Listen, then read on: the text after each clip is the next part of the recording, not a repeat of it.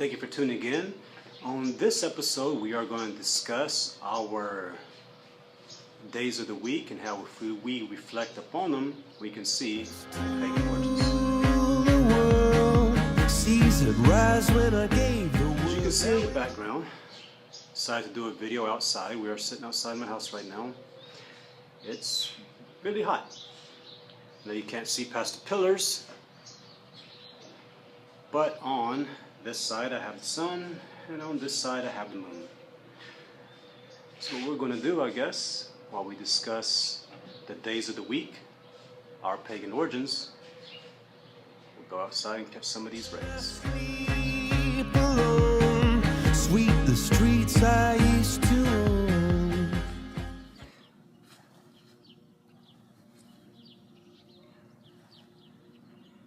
Okay, let us go over the days of the week and how if we follow their name, dissect the word, we get an understanding of the meaning. Okay, for example, actually I was going to start on today, Monday, which is actually the moon's day. Let us begin on the first day of the week, the sun's day. Now, we don't have to really stretch out the imagination here to understand Sunday, or Domingo in Spanish, is the day of the sun, sun's day, Sunday. Okay, now if we go on to the next day of the week, that's right, Alexander, it is Monday, today, or Lunes in Spanish, which means the day of the moon, or the moon's day, Monday. Now typically on this day, think of the properties of the moon. And that's basically how you get an understanding on what to do on that day. Hey buddy. Now let us move on.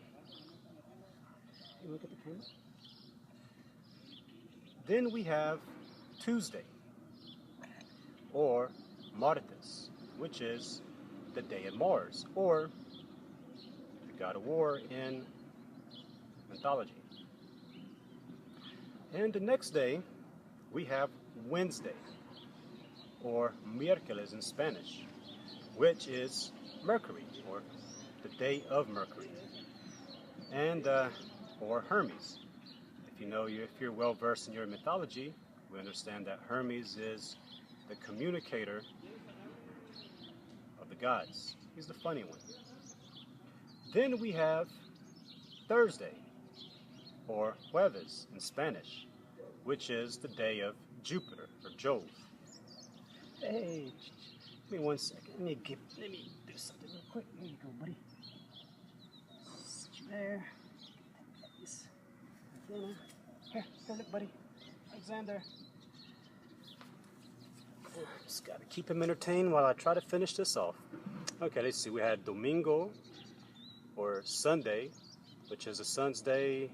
Lunes, or Monday, which is the day of the moon. It's basically a day I relax and just, as you see, get grounded. And after Monday, we have Tuesday, Martes, day of Mars, Miercoles, which is Wednesday, the day of Mercury, which is the communicator god, or the communicator between the gods, or the glands, the red communicator. Then we have, Jueves, Thursday, day of Jupiter, or Jove.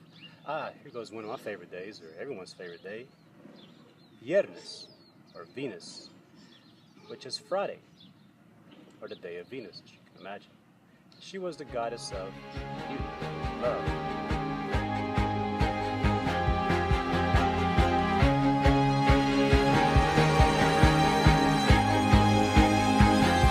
I used to roll the dice, feel the fear in my enemy's eyes, listen as the crowd would sing. Now the old king is dead. Okay, just a quick recap. We went over the days of the week up to Friday, which is the Viernes, or the day of Venus, which is the goddess of love and beauty. Now let us go over to the last day of the week, Saturday, or Saturn's day. The last day of the week, as we all know, has historically been referred to as the Sabbath, or the day of rest. Now, if we look at other mythologies, we get this same concept with Saturn, who represents time, which is why Saturday was placed at the end of the week to signify the end of time. So, quite literally, we live through the end of time every Saturday. Thank you for tuning in and watching my video. This is the pagan gods and the days of the week, and how on those days there are certain energies more dormant within or without, and we just gotta understand them better.